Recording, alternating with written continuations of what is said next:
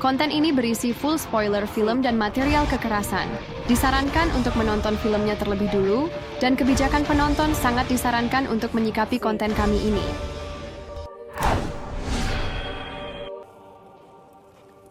Di awal film diperlihatkan dua gadis yang sedang merakit sebuah bom dan sedang menyekap seorang wanita dan memasangkan bom itu pada wanita itu setelah memotong lidahnya.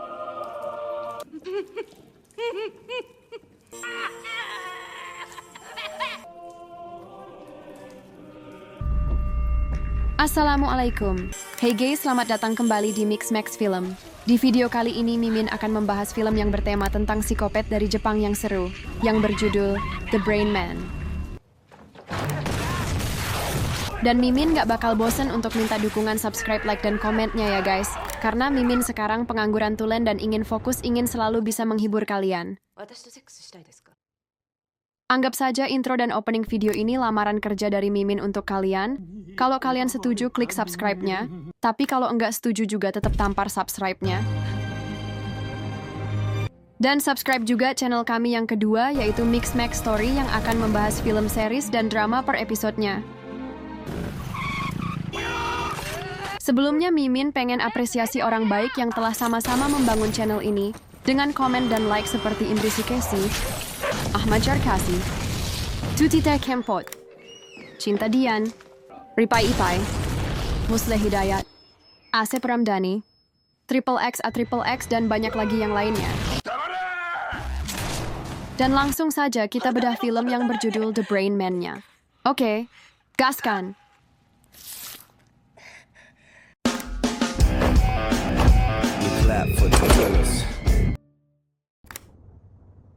Lalu scene dilanjutkan pada seorang psikiater muda yang bernama Mariko Washiya yang sedang menjelaskan tentang suatu metode pengobatan mental pada psikiater lain, di mana pengobatan itu telah berhasil mengobati seorang ibu dari anak yang jadi korban gangster. Karena ibu itu gagal membalas dendam dan kecewa pada hukum, hingga dia selalu melukai dirinya sendiri, dan metode itu bahkan telah menyadarkan para gangster itu hingga mereka sadar tentang dampak dari kejahatan mereka. Tapi para dokter psikiater di sana tampak acuh, bahkan tidak peduli dengan metode yang diajukan Mariko itu. Setelahnya ketika Mariko baru saja keluar dari stasiun, Mariko berniat menaiki bis tapi terlambat, hingga anak sekolah di bis itu mengejek Mariko yang terlambat, yang membuat Mariko terpaksa menaiki taksi karenanya.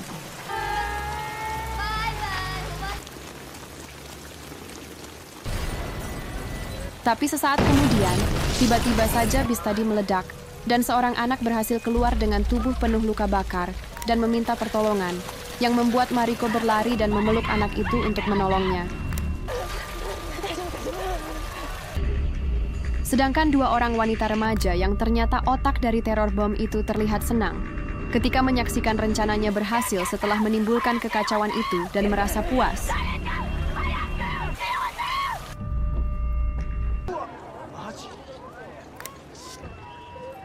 Setelahnya diperlihatkan seorang detektif yang bernama Chaya harus ditenangkan rekannya penjinak bom bernama Kuroda karena melihat pemuda yang merekam TKP seakan menjadi tontonan yang menarik. Di sana Kuroda menjelaskan, jika pelakunya adalah seorang wanita yang sebelumnya meminta pertanggungjawaban atas pengeboman di Tokyo, dan menulis puisi tentang pengeboman itu sebagai ungkapan kekesalannya. Dan setelah memeriksa TKP, mereka pun menduga bahwa setiap orang yang pernah mengutuk pelaku pengeboman sebelumnya di televisi, pelaku akan memotong lidah orang itu, kemudian menjadikannya pelaku bom berikutnya. Pihak kepolisian pun sangat kesulitan melacak pelaku, karena memakai sistem bom rakitan yang berbeda. Tapi mereka memiliki hanya satu petunjuk, yaitu dari bahan peledak yang digunakan membuat peledak yang ternyata tidak dijual secara legal.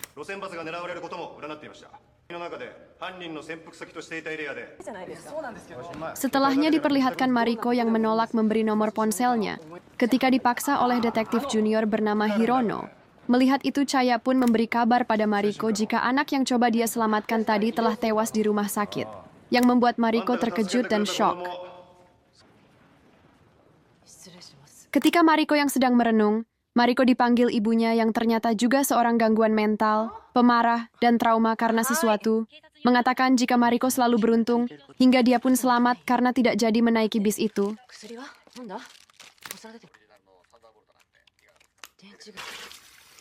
Sedangkan Chaya yang jadi sangat terobsesi pada pelaku teror, mendatangi satu persatu penjual barang itu. Beruntung salah satu penjual itu bersedia memberikan data customernya karena merupakan kenalan Hirono, yang ternyata Hirono sangat mengagumi detektif Chaya dan telah jadi juniornya selama 3 tahun.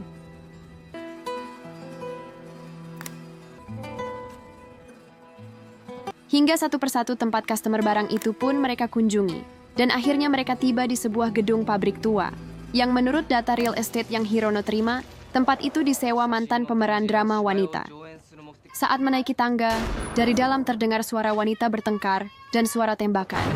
Tapi ketika Hirono membuka pintu, tiba-tiba bom meledak tepat ketika Hirono membuka pintu. Beruntung Hirono masih selamat, dan ketika Chaya masuk, dia hanya menemukan seorang pria yang terdiam tanpa ekspresi, dengan kondisi penuh luka bom di sekujur tubuhnya. Dan pria misterius itu mengaku bernama Ichiro Suzuki.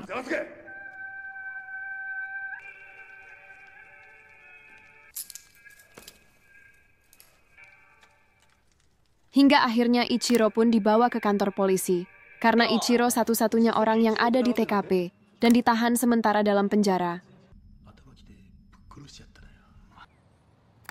Tapi ternyata selama di dalam sel, Ichiro dapat mendengar suara obrolan dari tahanan lain yang letak selnya sangat jauh, dan tahanan itu berkata jika dia tidak akan dihukum walaupun telah membunuh seorang nenek tua dengan keji dan menertawakannya.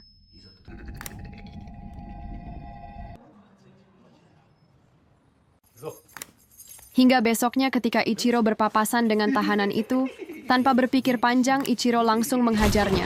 Hingga 4 polisi di sana, tidak ada satupun yang mampu menandingi kekuatan fisik dan kecepatan Ichiro.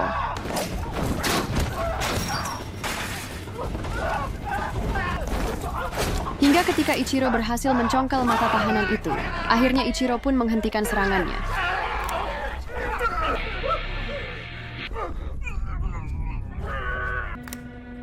Mendengar insiden itu, detektif Chaya pun mengancam Ichiro dengan hukuman mati, dan menduga Ichiro memiliki gangguan mental. Sedangkan semua media menuduh Ichiro pelaku semua teror bom yang terjadi.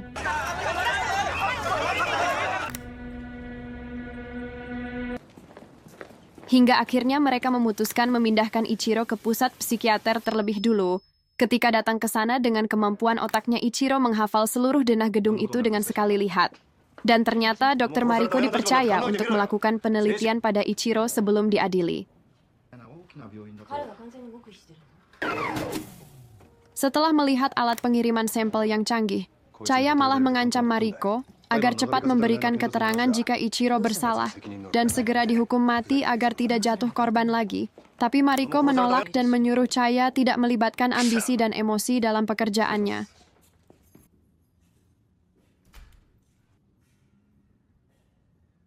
Saat melakukan tes fisik pada Ichiro, Mariko menemukan banyak sekali bekas luka akibat ledakan baru dan lama pada tubuh Ichiro. Dan ketika dites logika pun tidak ada gangguan mekanis pada otak Ichiro.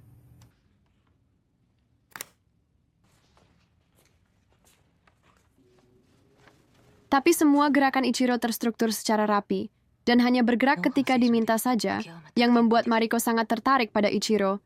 Terlebih lagi Mariko tidak menemukan 3 pola pasien psikiater biasanya, yaitu penolakan secara langsung status gangguan mental, ketertarikan sesuatu yang berlebihan, ataupun berpura-pura bodoh atau lupa, yang membuat Ichiro sangat berbeda.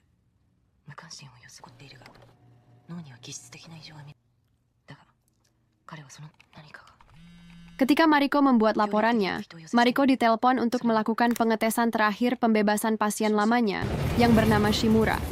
Hingga ketika Mariko memberikan beberapa pertanyaan yang spesifik, Shimura mampu menjawabnya dengan baik dan penuh perasaan.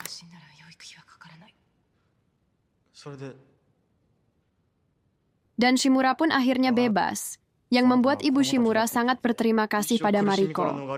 Karena semenjak Mariko menangani Shimura, semuanya jadi lebih baik hingga akhirnya Shimura sembuh.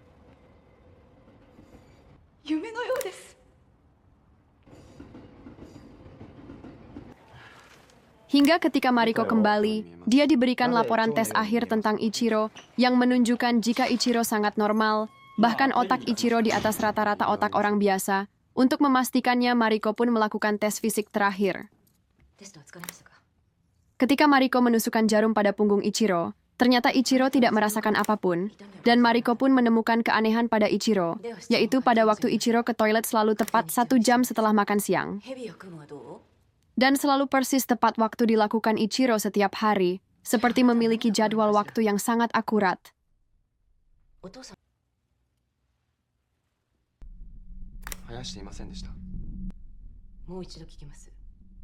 Setelah mengetahui itu, Mariko pun meminta memperpanjang penelitian Ichiro sebelum Ichiro diadili dan dihukum mati.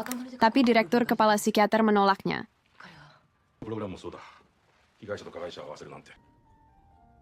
Lalu Shin berpindah ke markas sepasang gadis pelaku bom berantai kemarin, yang ternyata Ichiro ingin membunuh mereka, yang membuat pemimpinnya yang bernama Midorikawa heran kenapa orang seperti Ichiro menjadikan mereka target.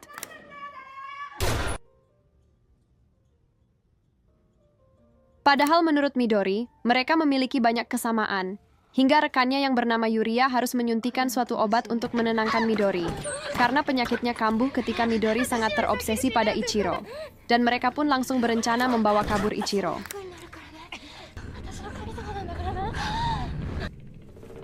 Besoknya seorang perawat menyusup ke ruangan dokter Mariko, dan memasukkan penyadap pada tas Mariko serta menduplikat semua kunci Mariko, yang ternyata itu adalah Yuria.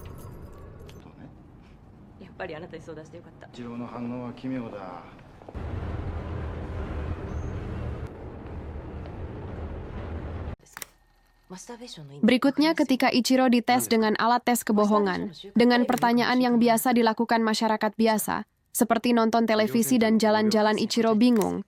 Bahkan ketika Mariko bertanya apakah Ichiro tertarik pada Mariko dan ingin tidur dengannya, Ichiro tetap saja bingung. Yang menandakan jika Ichiro hanya mematuhi perintah seseorang, hingga ketika Mariko mengantar Ichiro ke ruangannya, Mariko memaksa Ichiro mengajukan pertanyaan padanya untuk mengetahui isi pikirannya. Ichiro mengaku tidak mempunyai pertanyaan sama sekali.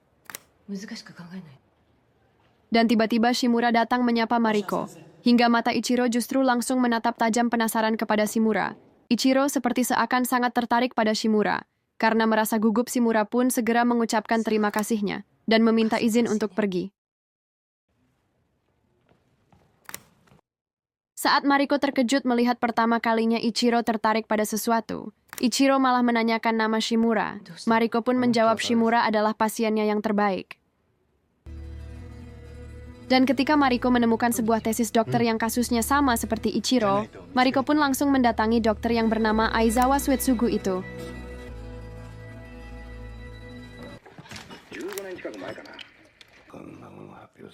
Ternyata benar saja, tesis itu tentang Ichiro, karena Aizawa pernah merawat Ichiro sewaktu kecil, yang sebenarnya bernama Irishu Takekimi. Takekimi satu-satunya anak yang paling berbeda, yang selalu duduk sendiri seakan boneka yang terabaikan. Kedua orang tuanya dari keluarga sultan yang sangat kaya raya, tapi meninggal setelah menjadi korban tabrak lari. Hingga kakeknya yang frustasi selalu mengajarkan Takekimi ke toilet di waktu yang sama.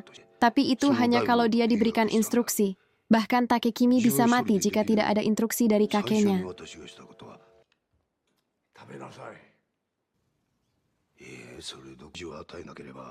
Tapi menurut Aizawa dia tidak memiliki kelainan otak. Justru sebaliknya, intelijensia Ichiro jauh lebih dari apa yang dibayangkan. Bahkan puzzle jigsaw yang akan membutuhkan waktu berhari-hari bagi orang pintar normal, Ichiro selesaikan dalam beberapa jam saja. Semua ilmu di dalam buku asalkan dia melihatnya sekali. Dengan hanya membalik-balikan halamannya, dia bisa mengingat setiap detail isinya dengan sempurna. Hingga Aizawa menyebutnya dengan The Brain Man. Dengan kata lain, secara harfiah, hanya otaknya yang ada dan bekerja.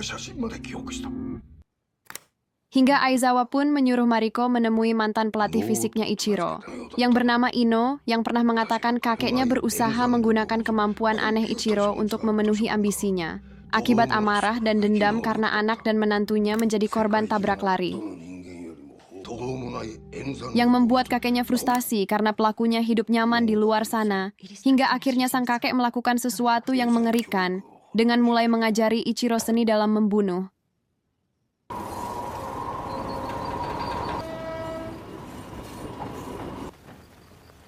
Setelah Mariko meminta Chaya untuk menemaninya menemui pelatih fisik Ichiro, Ino pun menjelaskan, kakeknya Ichiro ingin Ichiro memberantas kejahatan yang merajalela di dunia ini.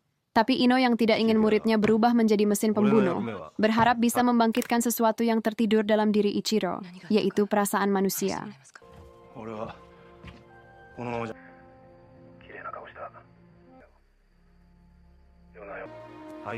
Tapi ketika kakeknya mengetahui itu, kakeknya tidak pernah bisa menerimanya dan terus mengajarkan sesuatu yang buruk pada Ichiro.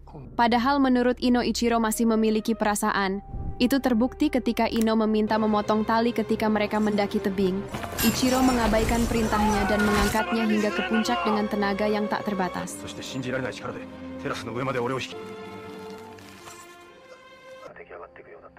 Hingga di suatu malam, impian kakeknya menjadi kenyataan di mana terjadi peristiwa perampokan, dan nyawa kakeknya terancam.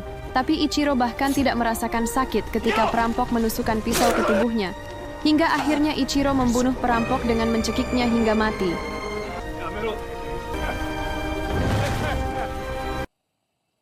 Setelah kematian kakeknya itu, Ichiro menghilang tanpa jejak. Dan sejak saat itu banyak penjahat seperti pencuri, pemerkosa, pembunuh, pengedar narkoba, sering ditemukan telah tewas tanpa diketahui siapa pelakunya.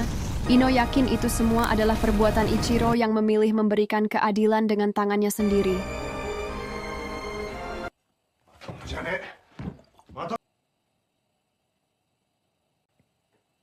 Detektif Chaya pun menyimpulkan bahwa Ichiro bukanlah pelaku bom berantai itu, bahkan Ichiro ingin membunuh pelaku yang sebenarnya.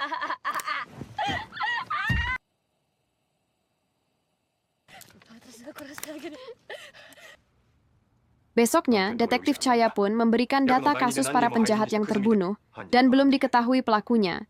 Hingga sebelum Ichiro dibawa pergi, Mariko bercerita pada Ichiro kalau 8 tahun yang lalu, adiknya yang masih sekolah dasar dibunuh dengan kondisi rambut dan alis dicukur habis. Yang ternyata pelakunya adalah Shimura yang kemarin datang menghampirinya. Tapi Mariko bertekad memaafkannya dan berusaha menyadarkan Shimura, yang membuat ibunya depresi berat hingga saat ini dan marah pada Mariko. Mendengar itu seketika pandangan Ichiro berubah, seakan ia menyadari sesuatu. Ketika melihat ekspresi itu, Mariko pun terus bertanya tapi Ichiro tetap diam. Hingga ketika di perjalanan, secara diam-diam Ichiro membuka borgol menggunakan paperclip dan berencana kabur.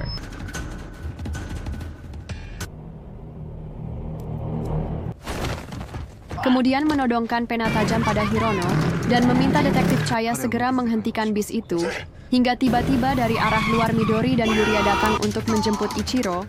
Mereka menembak polisi terdepan menggunakan crossbow yang menyebabkan lalu lintas menjadi kacau dan terhenti. Ternyata Ichiro bisa mengetahui penjahat yang akan menyerang mereka. Itulah alasan Ichiro menyuruh untuk menghentikan bis. Kemudian Ichiro keluar dan langsung menembaki Midori. Tapi Yuria melindungi dengan tubuhnya.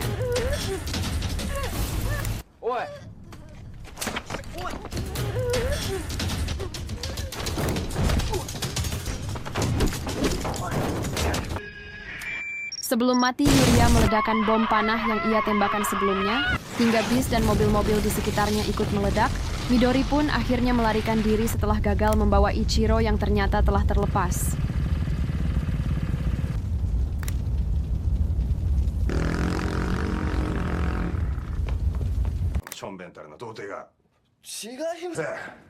Setelahnya Chaya pun menjelaskan jika Yuria dan Midorikawa adalah sepasang psikopat, yang ternyata Yuria sangat terkenal dalam internet setelah aksinya mencekik dirinya sendiri, sedangkan Midorikawa adalah anak keluarga orang kaya yang sangat jenius secara akademis seperti Ichiro. Tapi semua keluarga Midori terbunuh dan lidah mereka terpotong, hingga karena alibi yang kurang jelas dan Midori masih di bawah umur. Midori malah mendapatkan warisan yang sangat besar dan sangat mirip dengan Ichiro, tapi berbanding terbalik.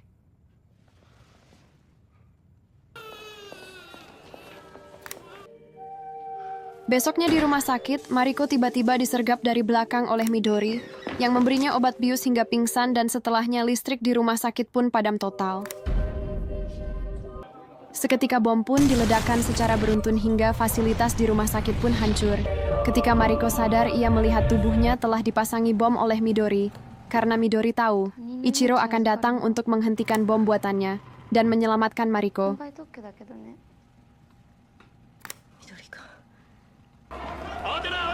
Setelah para polisi dan penjinak bom berdatangan, akhirnya Ichiro pun datang dan memperingatkan mereka untuk tidak berada dekat dengan ruang kendali karena berbahaya, tapi Chaya tidak peduli dengan perkataan Ichiro, karena mengandalkan rekannya Kuroda yang merupakan spesialis penjinak bom.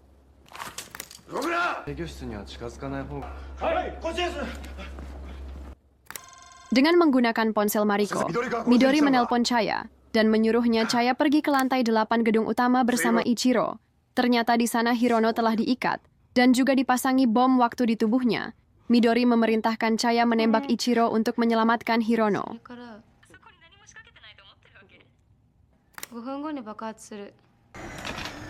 Sedangkan Kuroda yang baru saja menonaktifkan salah satu bom harus tewas. Karena ternyata itu adalah bom jebakan Midori. Chaya yang tidak menyangka jika peringatan Ichiro itu menjadi kenyataan pun semakin terdesak.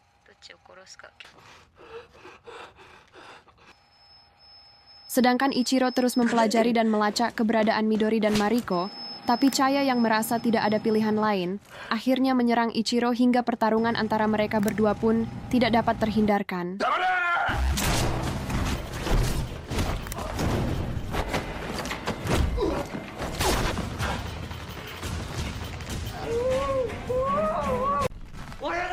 Hirono yang tidak tahan melihat Chaya yang terpojok dan tidak ingin lagi melihat ada rekannya yang tewas lagi, akhirnya mengorbankan diri dan menyebabkan bom di tubuhnya seketika meledak, hingga Hirono pun tewas secara mengenaskan.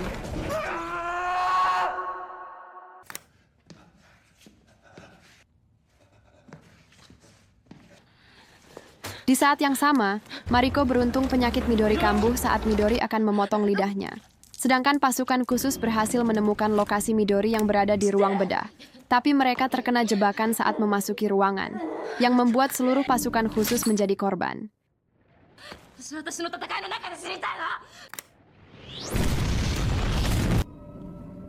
Setelahnya, Ichiro memilih mengikuti jejak tetesan darah yang mengarah ke parkiran mobil, yang ternyata benar saja. Di sana Ichiro akhirnya berhadapan langsung dengan Midori, yang menyandra Dr. Moriko.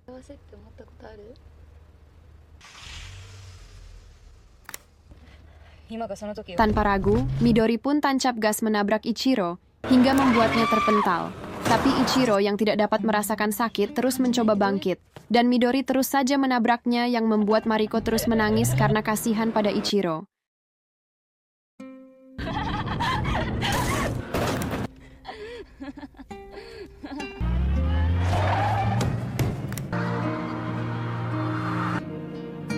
Ichiro hanya bisa memandangi Dr. Moriko yang sedih melihat keadaannya, hingga tubuh Ichiro sudah tidak sanggup bangkit lagi, walau otaknya memerintahkan untuk terus berdiri.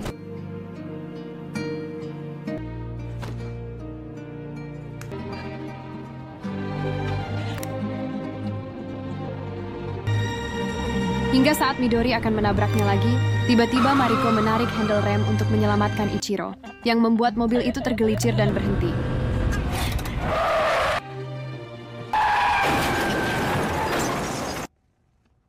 Dan dengan menggunakan tangan kosong, Ichiro pun memecahkan kaca mobil dan menyeret keluar Midori yang sudah tidak berdaya.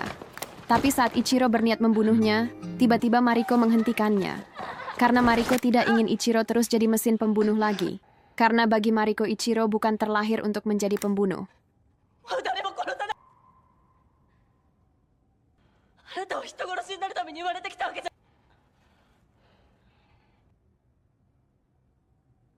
Melihat Ichiro lengah, Midori berniat meledakkan bom di tubuh Mariko, tapi tiba-tiba Chaya menembak Midori dari jauh dan Midori pun tewas.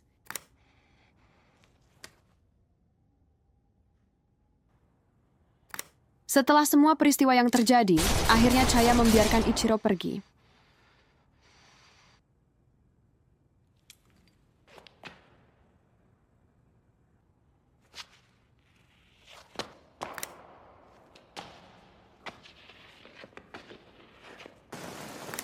Beberapa hari kemudian, Shimura yang sedang berjalan pulang dengan diikuti oleh seseorang dari belakang.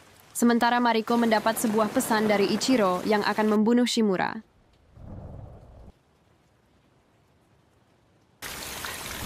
Mengetahui itu, Mariko pun bergegas menuju ke rumah Shimura. Benar saja, Mariko pun terkejut saat melihat Shimura yang telah tewas. Ketika Mariko mengikuti suara mencurigakan, ternyata di dalam bak Mariko menemukan seorang anak yang jadi korban Shimura, persis seperti adiknya yang tewas dahulu.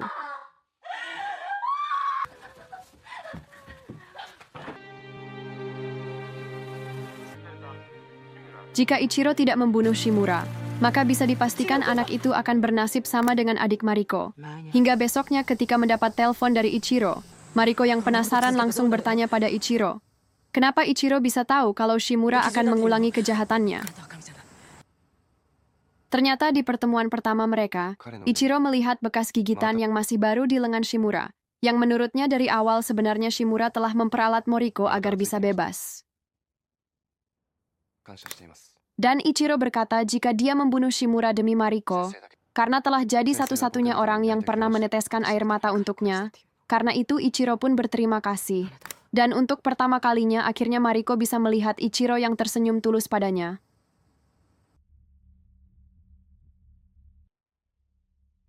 Hingga film Brain Man pun berakhir dan tamat. Mohon jangan lupa subscribe, like, dan komennya ya guys. Dan kunjungi juga channel Mixmax Story untuk menonton film series dan dramanya. Thanks for watching and stay tuned with our channel.